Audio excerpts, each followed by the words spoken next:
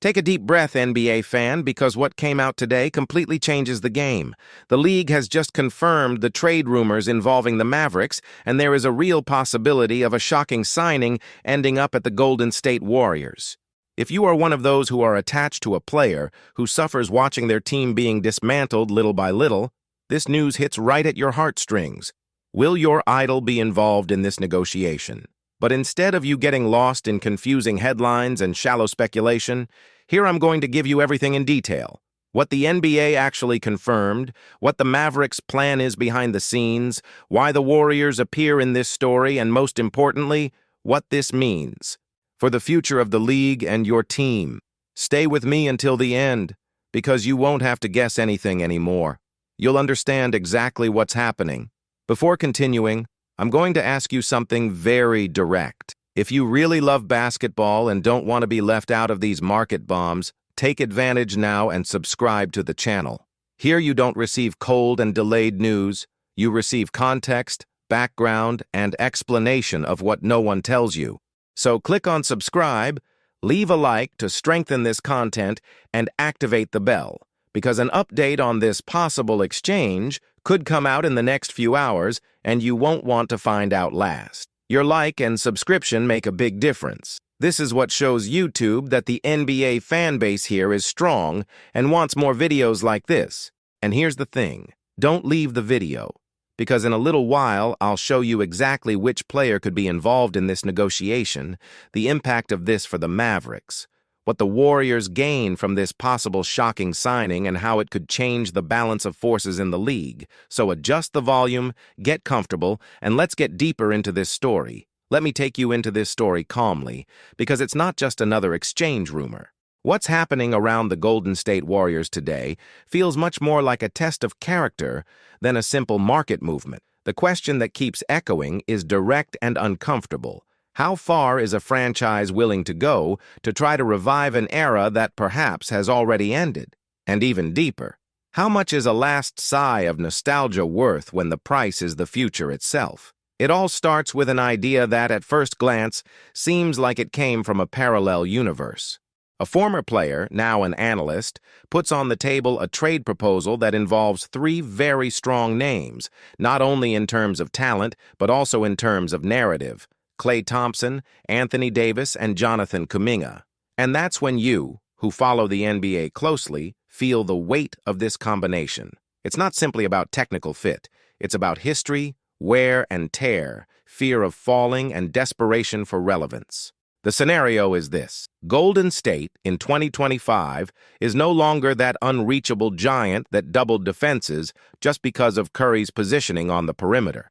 The team lives in an uncomfortable limbo. It's no longer dominant, but it's also not bad enough to start over from scratch. You're halfway there, skating between play-in and frustration, trying to find a quick solution to a problem that was built on years of contradictory decisions.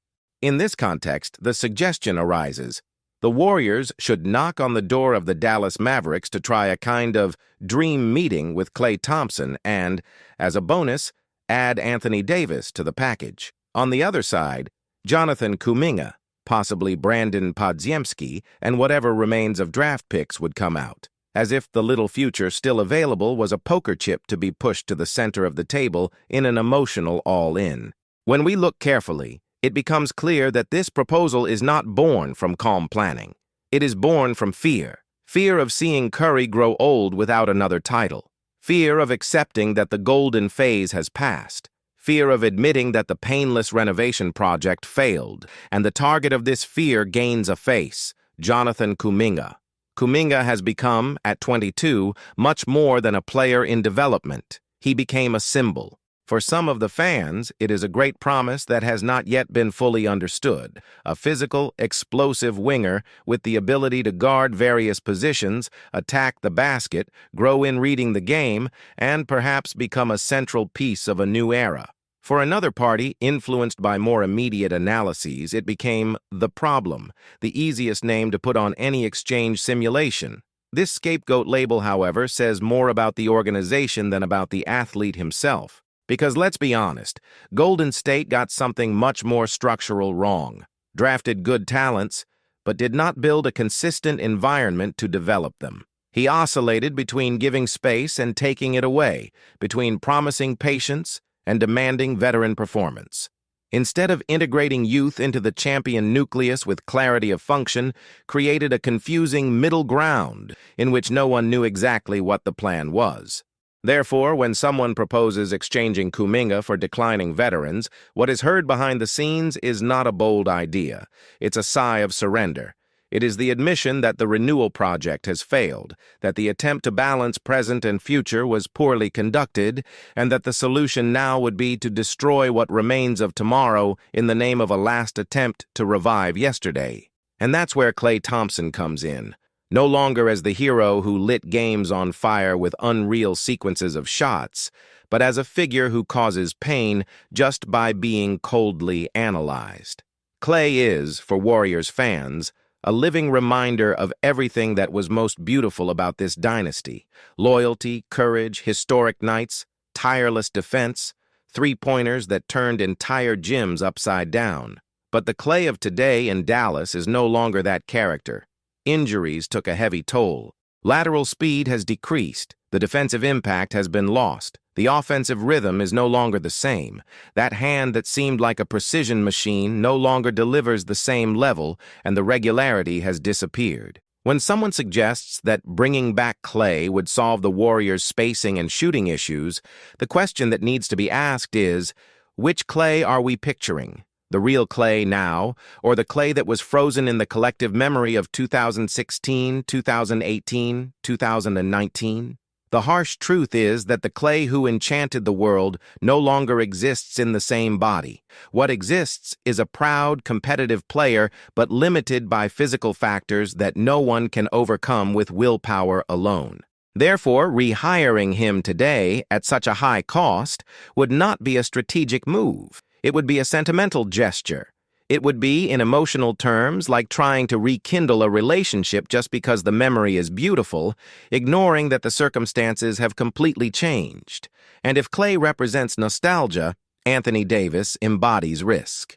Davis is one of those talents that, when healthy, remind fans why basketball is considered art: versatile, dominant in the paint, capable of protecting the rim and scoring in different areas of the court.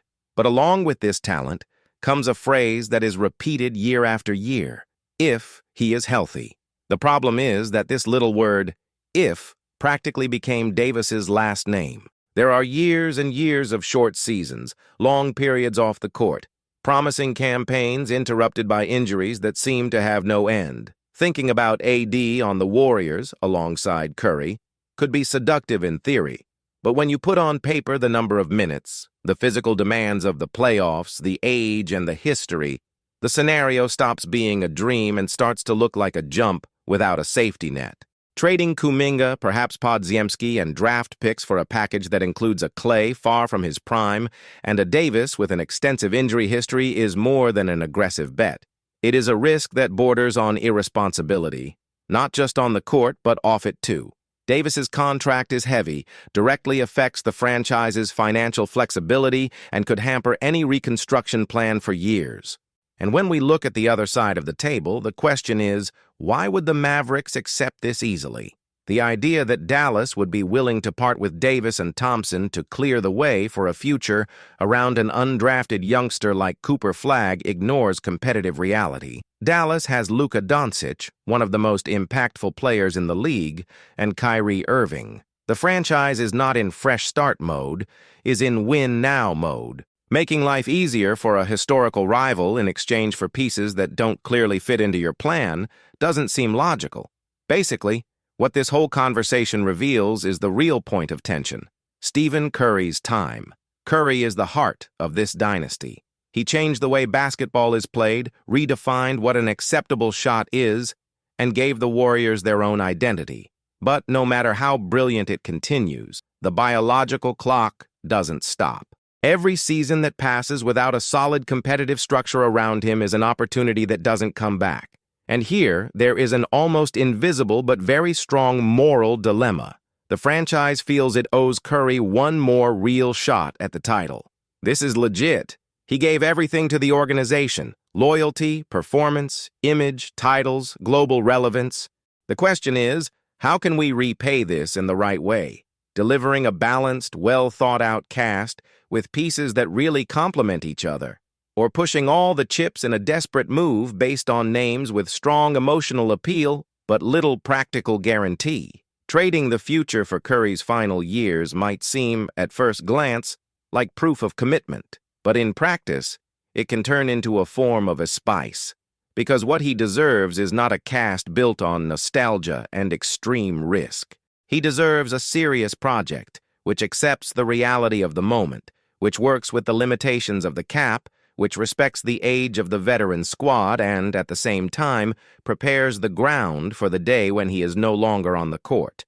There is another path, less flashy, less explosive in headlines, but much more responsible. A path in which Golden State maturely decides that it will not sacrifice Kuminga just because it is easier to exchange him than to review planning errors. A path in which the franchise is committed to giving the young man a clear role, consistent minutes, and an environment in which making mistakes is part of the process, not a sentence. In this alternative path, the focus stops being putting together the 2017 squad and becomes putting together a team for 2026, 2027, 2028.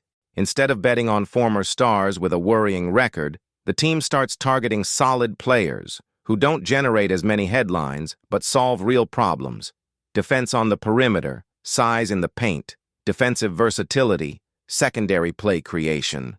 Players who add to what Curry still offers, without demanding that he be an impossible version of himself every day. This type of construction doesn't yield as many viral clips on the day of the announcement, but it yields something much more important: seasons in which fans can see logic, identity, and coherence.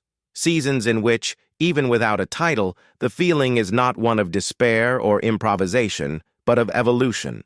Perhaps the central point of this entire discussion is accepting that dynasties, however brilliant they may be, were not meant to last forever. Some end with trophies raised, others with painful defeats, others simply wear out until they disappear.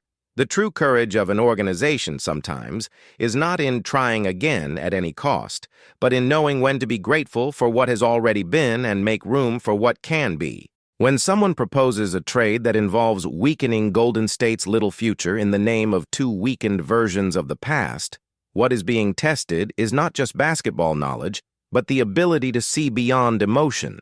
It's very tempting to imagine Klay wearing the Warriors' jersey again, sharing the screen with Curry and mentally reliving games that have passed. It's seductive to think of Anthony Davis dominating the paint alongside the best pitcher of all time. But when emotion gives way to analysis, it becomes clear that this path looks more like desperation than strategy. In the end, it all comes down to a choice. Do the Warriors want to be remembered as the franchise that knew how to reinvent itself after the Curry era, using respect for its own past as the basis for a new healthy cycle? Or like the team that, unable to accept the end of a phase, started selling pieces of its future in exchange for memories packaged as final attempts? This discussion is not just technical, it is also emotional, and that's why it's worth doing it calmly, looking at the facts, but without straying from what they mean. Because, like it or not, Golden State's next big move will weigh heavily on Curry's legacy, the franchise's image, and what fans will feel when they look back 10 years from now. Now, I want you to think as a fan, but also as someone who understands the slightest bit about sports projects. Would you give up Kuminga, a draft pick and future flexibility, for a weakened version of Klay and an Anthony Davis whose availability is always a question mark? Would you feel confidence in a board that chooses this route? Or do you believe that the time has come to face reality, accept that the peak has passed, and build something new with dignity and intelligence? Because in the end, that's what it's all about: dignity. Dignity with the history that was written, with the player who changed the franchise, and with the fans who stood by the team at each stage. And dignity in sport doesn't always come from the most flashy movement. Often, it is born exactly from a decision that no one wants to make, but which, up front, makes all the difference. So let's be blunt.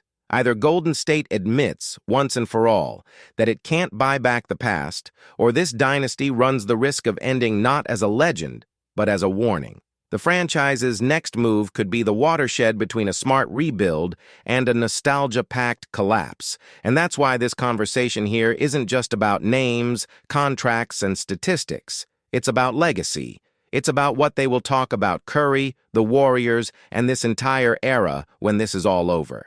If you've made it this far, it's because you don't just see the team as a logo, but as a story that marked you.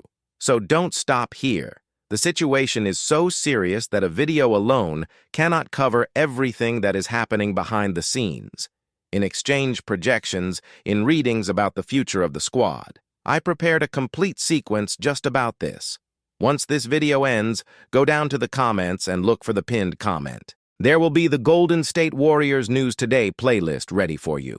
Click on it, marathon the episodes, and follow each update, each heavy rumor, each in-depth analysis about what could happen to this franchise in the coming months.